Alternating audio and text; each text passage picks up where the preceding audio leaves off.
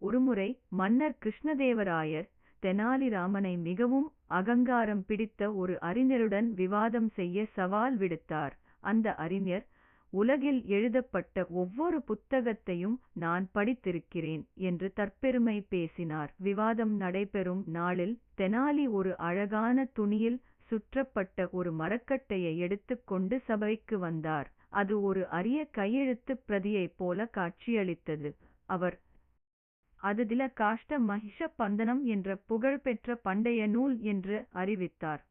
பெருமை பிடித்த அந்த அறிஞர் தான் அதை படித்ததில்லை என்பதை ஒப்புக்கொள்ள விரும்பாமல் அந்த புத்தகத்தைப் பற்றி தனக்குத் தெரியும் என்பது போல நடித்தார். அப்போது தெனாலி துணியை விலக்கி அது எருமைகளைக் கட்டப் பயன்படும் ஒரு மரக்கட்டை என்பதை வெளிப்படுத்தினார். இதன் மூலம் அந்த அறிஞர் ஒரு போலியானவர் என்பதை நிரூபித்து அனைவருக்கும் நேர்மையைப் பற்றிய ஒரு பாடத்தைக் கற்பித்தார்.